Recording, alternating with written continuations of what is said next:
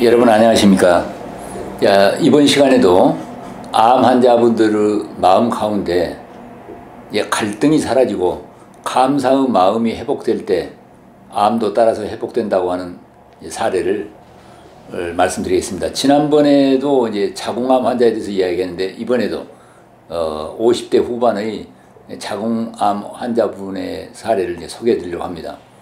자, 이분은 그 자궁암을 수술도 하고 이제 항암 방사선 이런 치료도 했는데 다시 재발돼 가지고 계속 어려움을 겪고 이제 암센터에서 치료 진전이 안 돼서 이제 저에게 찾아왔습니다.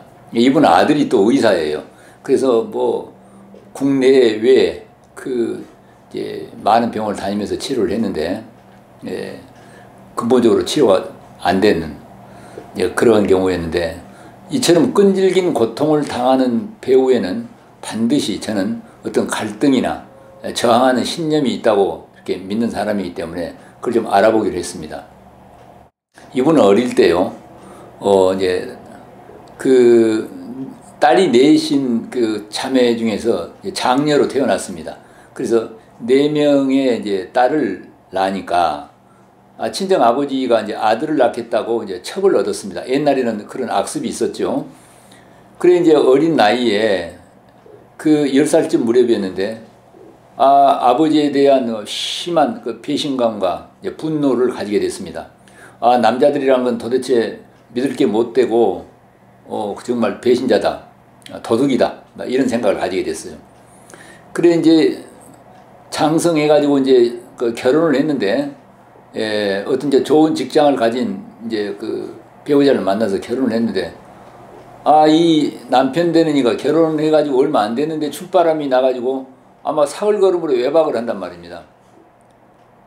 그래서 이제 마음 가운데 역시 정말 남자는 믿을 게 못 되고 도둑이다, 이런 마음이 더 확실해졌습니다. 자궁암 환자 부인의 마음 가운데 이 신념, 남자는 도둑이고 믿을 게 못 된다는 이 신념이 사라지기 전에는 절대로 이 고통은 끝나지 않겠다고 하는 걸 제가 알 수가 있었습니다. 그 유명한 그 유전자 학자인 그 스탠포드 대학의 그 립튼 브루스라는 이제 의학자가 쓴 책 중에 신념의 생물학이라고 하는 책이 있습니다. The Biology of Belief. 거기 보면은 우리의 운명에 영향을 주는, 즉 특히 질병을 유발시키는 이렇게 우리의 설계도, 생리 기능을 관장하는 프로그램이 유전자 아닙니까? 그 유전자의 어떤 병적인 유전자의 변질이라든가 손상이 생기는 경우는 대개 10세까지 10살까지 사이에 그 사람의 그 경험이라든가 신념이 그걸 결정적으로 영향을 미친다, 이런 연구한 내용이 있습니다.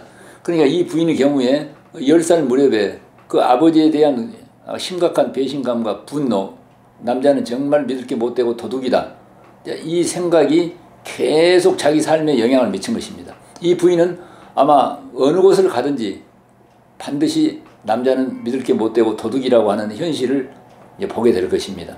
그래서 이 부인이 제가 늘 말하는 그 아바타 프로그램에 보면은 자기 기만의 신호라고 하는 게 있습니다. 자기 기만의 신호라고 하는 것은 내가 나한테 속는다, 그런 이야기입니다. 그래서 아버지에 대한 그 자기의 생각, 이것이 바꿔지기 전에는, 남편에 대한 그러한 생각이 바꿔지기 전에는 절대로 병이 낫지 않겠다고 하는 것을 스스로 자각하게 됐습니다. 그 뒤로 이분이 남편과 아버지에 대한 그 분노와 그 배신감이 사라지게 되고 정말 용서와 화목과 감사의 마음이 회복된 후로 이 병이 부쩍부쩍 좋아지는 거예요. 우리 마음에 뭐라고 믿느냐, 그것이 그대로 현실이 된다고 하는 것은 수많은 사례에서 우리가 증명된 것이죠. 우리가 잘 아는 그 발명왕 토마스 에디슨이요, 초등학교에 입학을 했는데 학교에서 바보라고 그래가지고 입학하자마자 얼마 안 돼서 쫓겨왔습니다. 에디슨 엄마가 너무 낙담이 되고 슬퍼서 이제 기도를 했는데, 기도 중에 이제 이분이 기독교인인 것 같습니다.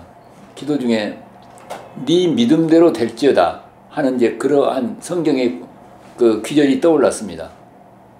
아, 네 믿음대로 된다.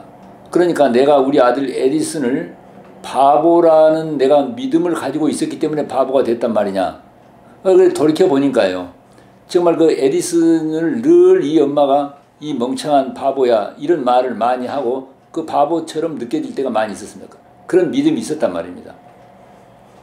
에디슨이 그 5살 땐가 그 병아리를 까기 위해서 달걀을 뿜고 있는 사건 아시죠?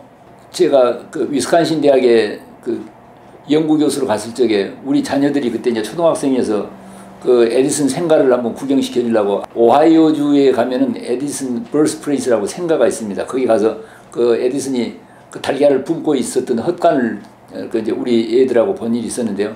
거기 이제 품고 있으니까 엄마가 이 멍청한 바보야, 암탉이 달걀을 품고 있어야지 병아리가 되는 것이 이제 너 같은 바보가 품고 있어서는 안 돼. 이렇게 말한 일이 있었습니다. 그래서 에디슨 엄마가 깜짝 놀랐습니다. 아, 내가 얘를 바보라고 믿으니까 바보가 되었구나. 내 믿음대로 되었구나. 그러면 이제 얘를 천재라고 내가 믿고 천재라고 말하면 천재가 되겠구나. 그래서 그때부터 에디슨을 천재라고 부르기로 했습니다. 아, 토마스 천재야 라고 항상 이야기하고, 그리고 너 이제부터 학교 갈 필요가 없어. 학교는 바보들이 다니는 곳이야. 너는 천재니까 천재 교육을 받아야 돼. 그래서 이제 집에서 천재라고 믿고 천재라고 말하기로 했습니다.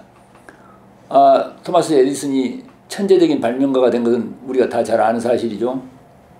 자, 이와 같이 토마스 에디슨은 엄마의 신념, 천재라고 믿고 천재라고 부르는 것이 천재가 됐습니다. 그래 이제 만년에 이제 기자들이 어떻게 해서 그렇게 천재적인 발명왕이 되느냐고 기자들이 질문하니까 에디슨이 이런 대답을 했죠.